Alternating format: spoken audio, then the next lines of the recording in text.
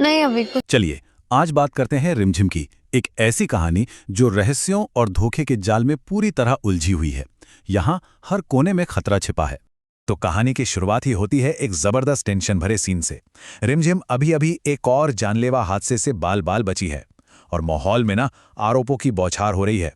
समीर सारा इल्जाम उसी पर डाल देता है, कहता है कि वो लापरवाह है और यहीं से शुरू होता है एक बड़ा टकराव।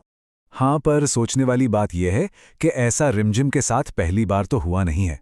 असल में ये हादसे इतनी बार हो चुके हैं कि अब सवाल उठना लाजमी है, क्या ये सब सिर्फ एक इत्तेफाक है, उसकी बुरी किस्मत है, या फिर उस महल की दीवारों के पीछे कोई गहरी खतरनाक साजिश चल रही है।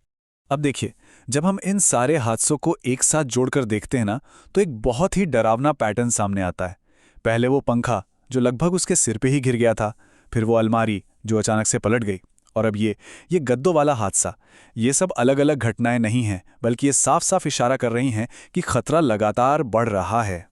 और यहीं पर कहानी का मेन कॉन्फ्लिक्ट, मतलब जो मुख्य टकराव है, वो हमें देखने को मिलता है। समीर को लगता है कि रिमझिम इतनी लापरवाह है कि उसे खुद से ही बचाने की जरूरत है, इसलिए वो 24 घंटे उस पर नजर रखता है।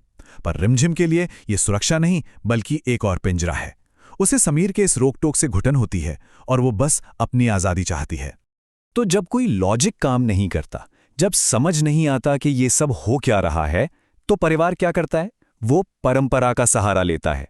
जवाब ढूंढने के लिए वो इतने बेचैन हो जाते हैं कि वो अपने कुलगुरु यानी फैमिली के जो पंडित जी हैं, उन्हें बुलाने का फैसला करते हैं। उन्हें लगता है शायद सितारों में कोई जवाब मिल जाए।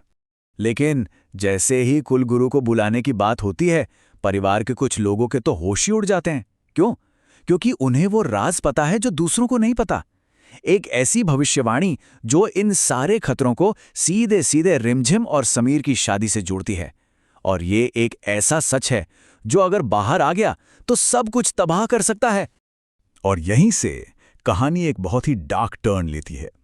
सच का सामना करने की बजाय घर के कुछ बड़े लोग उस सच को हमेशा के लिए दफन कर देने का फैसला करते हैं।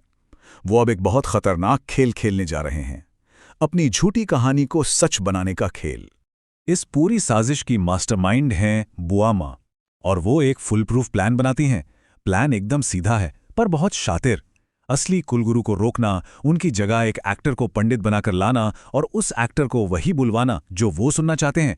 मतलब एक पूजा पाठ को एक स्टेज ड्रामा में बदल देना, बस इसलिए ताकि वो खतरनाक सच कभी भी समीर के सामने ना आ पाए। लेकिन कहते हैं ना, प्लान के मुताबिक सब कुछ कहाँ होता है। साजिश करने वालों का खेल पहली ही चाल में बिगड़ जाता है। जो आदमी पंडित बनकर आता है वो एक्टर है ही नहीं जिसे उन्होंने बुलाया था। और मजे की बात देखिए, जिसे वो अपनी कठपुतली समझ रहे थे, उसका तो अपना ही एक छिपा हुआ एजेंडा है।